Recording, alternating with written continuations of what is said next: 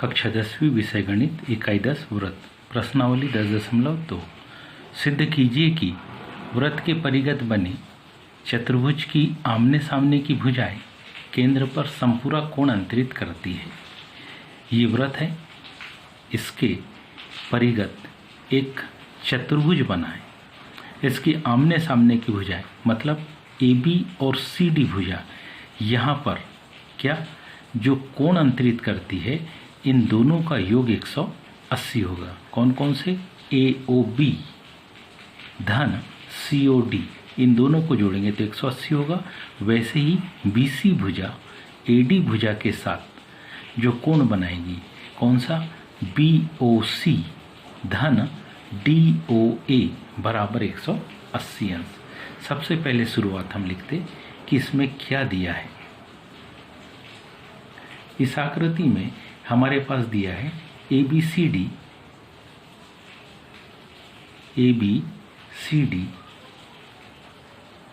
O केंद्र वाले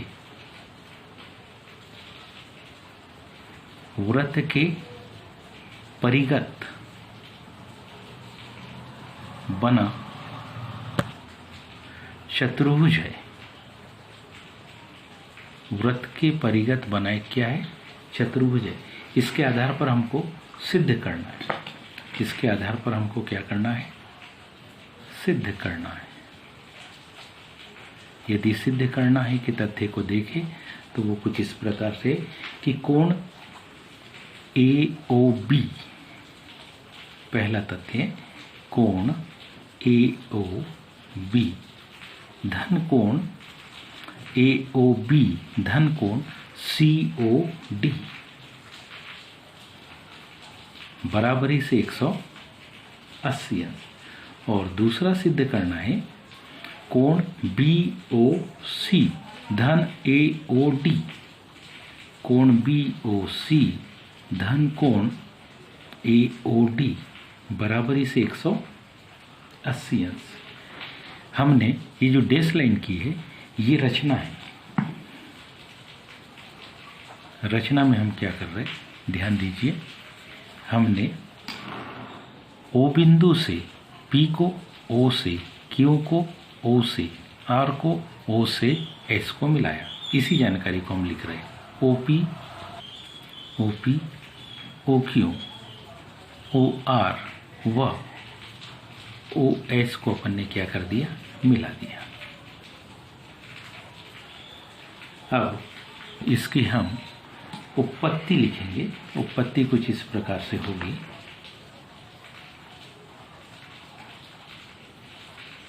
इसकी उत्पत्ति में हम जानते हैं कि B बाह्य बिंदु है, इससे खींची गई स्पर्श रेखा BQ और BP बराबर होगी। A बाह्य बिंदु है, A से खींची गई AS और AP की लंबाई आपस में बराबर होगी। यही कारण लिखेंगे पहले, क्योंकि व्रत के कौन से बाह्य बिंदु से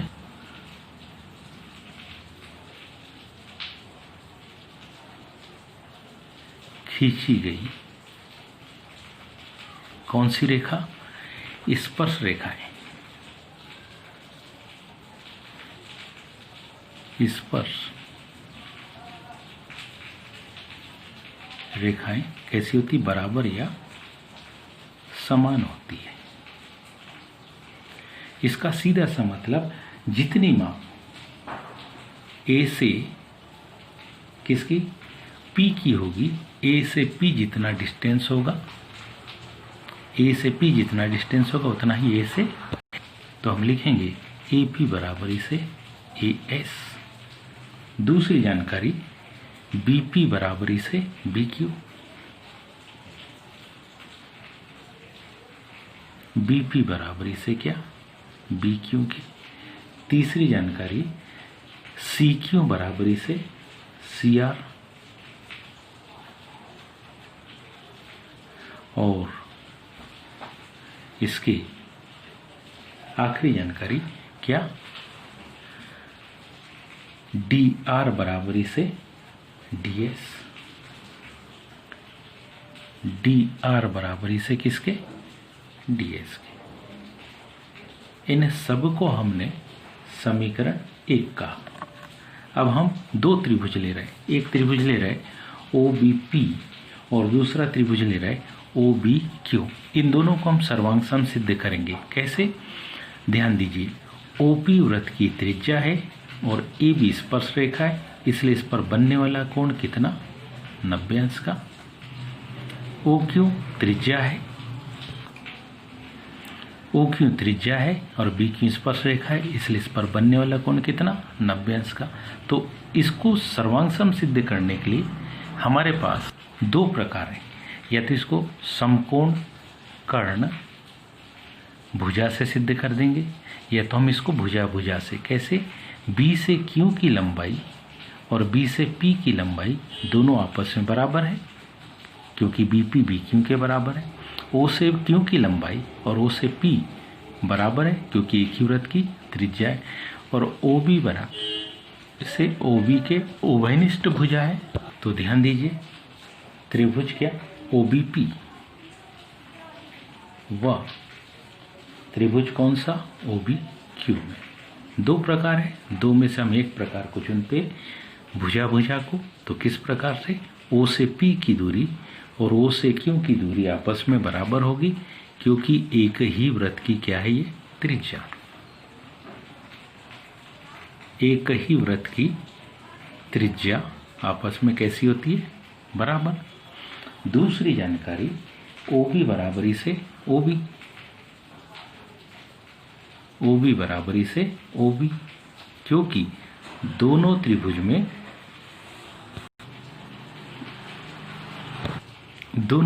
में ये कौन सी?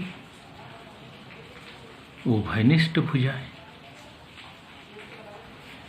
और तीसरी जानकारी, B से P बराबरी से B से Q, इसको हम लिख रहे हैं कौन से? समीकरण 1 द्वारा। कारण वृत्त के बाह्य बिंदु से खींची गई स्पर्श रेखाओं की लंबाई आपस में बराबर होती है। इसलिए त्रिभुज OBP क्या होगा?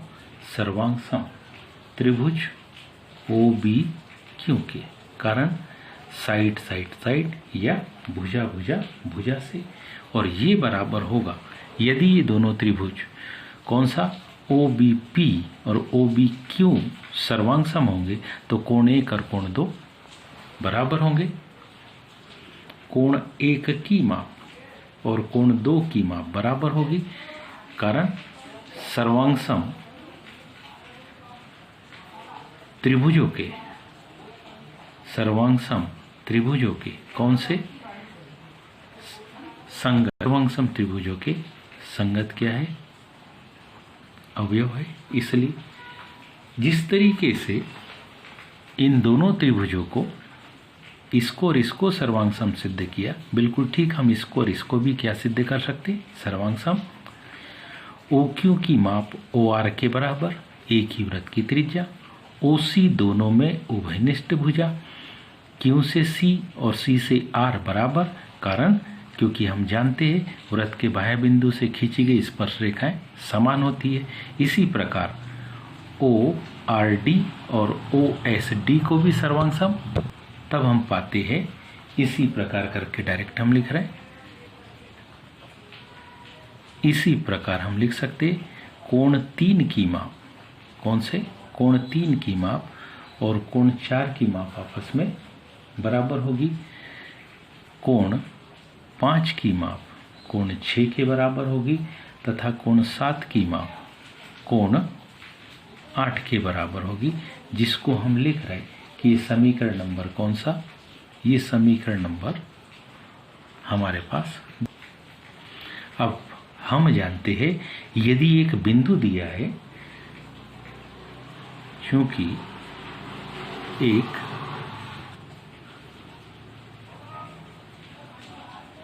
बिंदु के परितः क्या? सभी कोणों का योग। एक बिंदु दिया है, उसके परितः यदि सभी कोणों का योग किया जाए तो वह योग आता है कितना? 360 अंश होता है। मतलब क्या? कोण 1 से यदि हम कोण 1 धन कोण 2 धन कोण 3 धन कोण 4 धन कोण 5 धन कोण 6 धन कोण 7 धन कोण 8। तो बराबरी से मान आएगा 360 अंश। कोण 1 धन कोण 2 धन कोण 3 धन कोण 4 धन कोण 5 धन कोण 6 धन कोण 7 धन कोण 8, बराबरी से कितना 360 अंश। इसको लिखा हमने ये समीकरण नंबर तीसरा। अब दूसरे से हम क्या करेंगे, कोण 1 और 2 बराबर है तो हम क्या लिखे, 2 की जगह भी 1 लिख देंगे। कोण 3 और 4 बराबर है तो क्या करेंगे, कोण 3 की जगह 4 लिख देंगे। कोण 5 और कोण 6 आपस में बराबर है तो क्या करें, कोण 6 की जगह 5 लिख दें।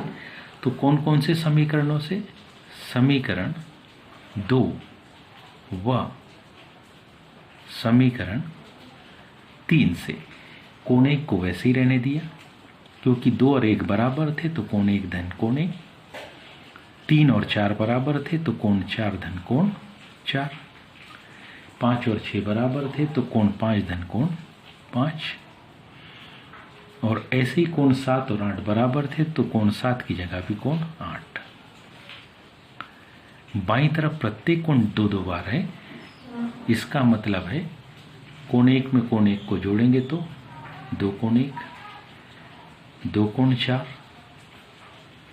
धन 2 कोण 5 धन 2 कोण 8, बराबरी से 360। 2 का भाग दे देंगे तो माना जाएगा कोण 1 धन कोण 4 धन कोण 5 धन कोण 8, बराबरी से 180 अंश। यदि हम कोण 1 और कोण 8 को पास पास लिखें तो कोण 1 धन कोण 8, इसी प्रकार कोण 4 और कोण 5 को पास लिखें तो आकृति को देखें तो आकृति को देखने पर आप पाएंगे यदि कोण 1 में कोण 8 को जोड़ते हैं तो हमारे पास हो जाएगा कौन सा, AOB कोण। यहाँ कौन सा कोण हो जाएगा, कोण AOB धन यदि हम कोण 4 में कोण 5 को जोड़ते हैं तो ये हो जाएगा COD कोण, बराबरी से कितना 180 अंश।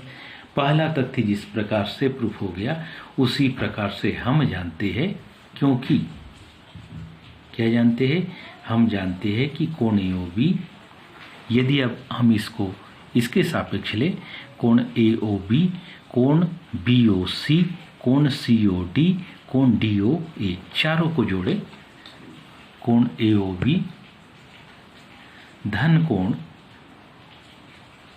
BOC धन कोण COD धन कोण AOD, तो हम पाएंगे क्योंकि एक बिंदु के परितः ये कोण है इसलिए इनका योग 360 अंश।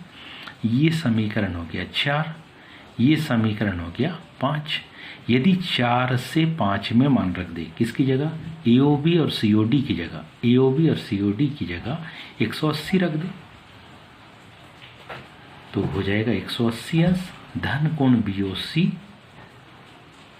धन कोण AOD बराबर 360 अंश।